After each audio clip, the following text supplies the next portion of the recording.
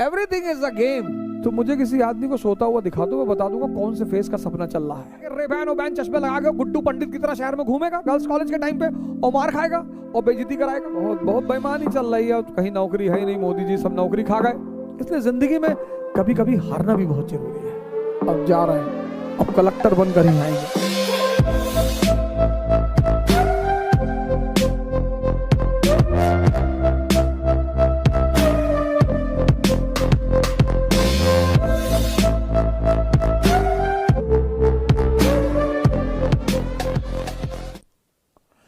ये जो आम मन है ना, आम कॉमन मैन, जिसको मैं बार बार आम आदमी कहता हूं, उसको आम इसीलिए कहा ही जाता है क्योंकि जैसे आम चूसा जाता है ऐसे ही ये भी चूसा जाता है, इसलिए आम आदमी कहा जाता है। ये जो कॉमन मैन है, कॉमन मैन, इसका अपना दर्शन है जीवन का, और इसके दर्शन का एक बड़ा अहम पहलू है कि या तो तुम हार गए या तुम जीत गए।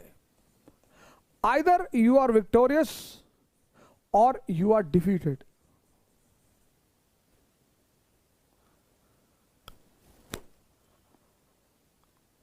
इसीलिए तो आम आदमी है, ये कुछ होता ही नहीं, ना विक्ट्री कुछ होती है ना डिफीट कुछ होती है, होती ही नहीं सर।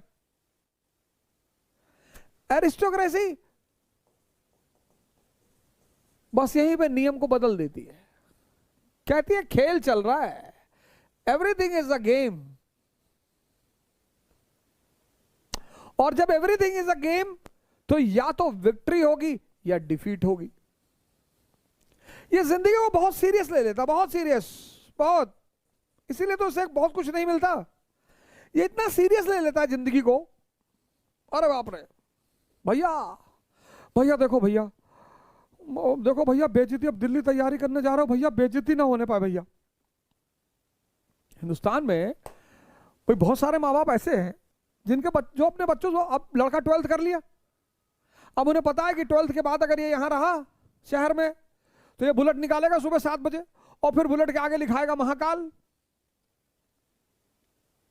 और फिर चश्मा वश्मा लगा के, रेबैन और बैन चश्मे लगा के गुड्डू पंडित की तरह शहर में घूमेगा गर्ल्स कॉलेज के टाइम पे, और मार खाएगा और बेइज्जती कराएगा। तो 12th के बाद सारे माँ बाप लड़कों को कहते थे इंजीनियरिंग कहते, तुम जाओ कोटा जाओ, जाओ कोटा जाओ, तैयारी करो इंजीनियरिंग की, जाओ डॉक्टर बनो। अब उनको सेल पता ही नहीं क्या है, माइटोसिस मियोसिस तो बहुत दूर की बात है, उनको सेल नहीं पता, कोशिका। भेज दिया कोटा में, जाके देखो क्या भीड़ लगी हुई है, आप भागे चले आ रहे हो, कहां जा रहे हो, बोले भैया इंजीनियर बनने जा रहे हैं, भेज दिया। वहां 3-4 साल रहे, फिर 3-4 साल बाद प्राइवेट से कहते बीए भी कर ले, पापा कह रहे थे कि प्राइवेट से बीए भी कर लो, मान लो अगर नहीं हुआ तो, पापा को पता है मानना क्या हो, पापा को पता है उसमें कुछ मानना वानना नहीं है।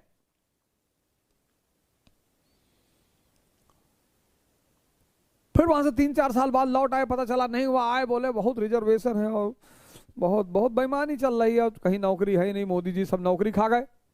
पिताजी को लगा अब क्या करें, और उसी बीच पता लगा शहर में किसी शर्मा जी के बेटे का सिलेक्शन हो गया आईएएस में, और मीडिया ने एकदम, न्यूज़पेपर ने फ्रंट पेज पे छापा कि फला फला शहर का बढ़ाया गौरव, और टाउन हॉल में बुला के सम्मान समारोह और ये और वो, और जाके खड़े हैं। और पिताजी को लगा कि अब बहुत सही मौका आया है, तो पिताजी भी अपने बच्चे की तरफ पलटे कि तू हमारे फैमिली का सिकंदर, तू भी हमारा नाम रोशन कर, जा दिल्ली। और फिर किताब उताब कॉपी भरा और जो है लटकाया बैग, और बाबूजी का पैर छुआ कि बाबूजी अब जा रहे हैं, अब कलेक्टर बनकर ही आएंगे। और यहां से तुम वापस नहीं जा सकते, दिल्ली से, कोटा से तो तुम वापस चले गए थे, दिल्ली से वापस ना जा पाओगे क्योंकि अब बड़े हो चुके हो, अब तुम्हारा अहम काम कर रहा है। अब यहां से लौट के खाली हाथ जाओगे तो दुनिया जीने नहीं देगी। दिल्ली से बस 2 ही रास्ते हैं, दिल्ली आए तो बस 2 ही रास्ते हैं, या तो मसूरी या हरिद्वार। वापस लौटे तो मोहल्ले वाले कमिश्नर साहब कह के जान ले लेंगे। समाज बहुत अजीब है। नीरज चोपड़ा का देखे, ओलंपिक गोल्ड बेचारा जीत के आया, पूरा गांव खड़ा है, भैया हमने एक बार दूध पिलाया था, हमारी बकरी दूध दे रही थी तो हमने भी नीरज भैया को दूध पिलाया था। उनकी बकरी का दूध का एहसान है नीरज भाई पर।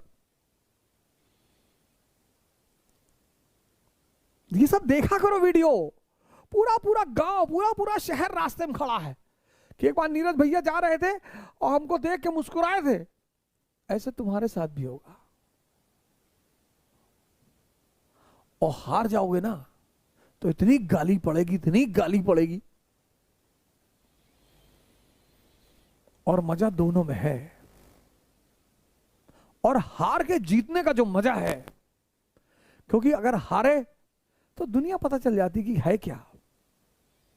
जो लोग जिंदगी में कभी नहीं हारते ना, वो जिंदगी के अंतिम समय में बहुत परेशान होते हैं, क्योंकि अंतिम समय में अगर यूटिलिटी खत्म हुई और दुनिया ने साथ छोड़ा, तब जीना बहुत मुश्किल हो जाता है। इसलिए जिंदगी में कभी कभी हारना भी बहुत जरूरी है।